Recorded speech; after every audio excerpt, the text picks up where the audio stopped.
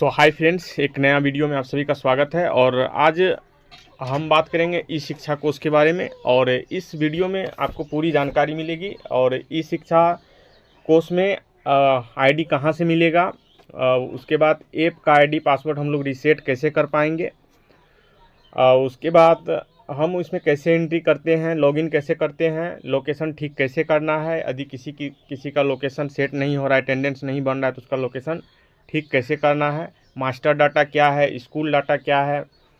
क्या इसमें प्रश्न कई बार ये भी देखने को मिला है, क्या इसमें लॉग आउट होने की संभावना है, लॉग आउट होता है, उसके बारे में जानेंगे। और फिर जो अटेंडेंस, जब आप विद्यालय पहुंचते हैं तो अटेंडेंस कैसे हमको लगाना है। और जब हम विद्यालय से बाहर निकलते हैं, मतलब छुट्टी जब होती है, जब हम विद्यालय से निकलते हैं, तो उस समय हमको क्या करना है। तो तमाम बिंदुओं पर हम लोग चर्चा करेंगे। तो चलिए हम लोग सबसे पहले इसका जो पहला प्रश्न है कि आईडी हमको कहाँ से मिलेगा।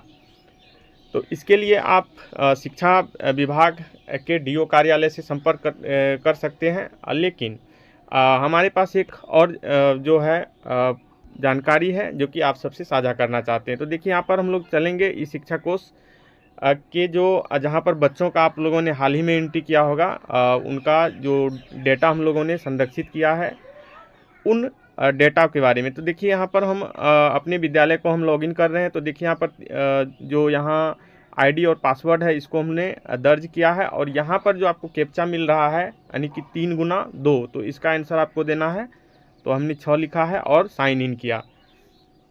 साइन इन करने के बाद जो हमारा विद्यालय का पोर्टल है वह हमें सामने में दिखता है। तो देखिए, यहाँ पर जो हमारा विद्यालय का पोर्टल है वह हमें दिख रहा है। तो यहाँ पर देख पा रहे होंगे।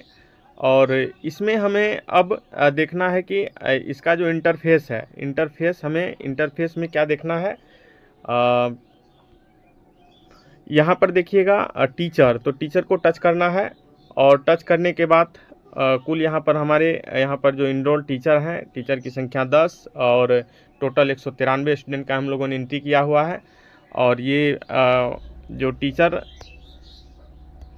वाले कॉलम पर हम टच करते हैं तो यहाँ पर एक नया एक नया आपको जो आइकॉन खुलेगा। वहाँ पर हम लोग साइड में टच करते हैं तो देखिए, यहाँ टीचर रजिस्ट्रेशन और टीचर अटेंडेंस रिपोर्ट, ये 2 ऑप्शन खुलता है। तो हमें टीचर रजिस्ट्रेशन पे हम क्लिक करते हैं और इसको साइड कर लीजिएगा।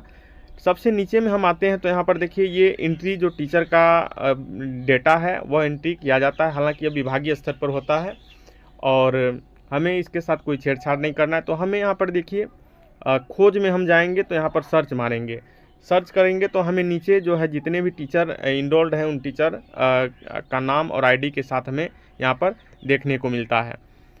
तो यहाँ पर देख पा रहे होंगे। और ये कुल 10 टीचर यहाँ पर इनरोल्ड हैं। और यहाँ से आपको आईडी लेना है। मान के चलिए कि हमें कोई टीचर का आईडी जानना है। तो जैसे हम अपना आईडी हमें देखना है, तो हम अपना आईडी जो है, मेरा आईडी ये है और हमारा जो पासवर्ड है वो हमने रीसेट किया हुआ है। तो आईडी और पासवर्ड के लिए हमें, तो यहाँ पर आकर के जो साइड में है आप देख पा रहे होंगे, यहाँ पर टेम्पोररी आईडी है, जो अस्थाई लॉगिन आईडी यहाँ पर मिला हुआ है। और इसको हम लोग रीसेट करेंगे और रीसेट करना सीखेंगे। तो चलिए हम लोग अब चलते हैं जो ई शिक्षा कोर्स का जो टीचर वाला जो एप्स बना हुआ है उस पर।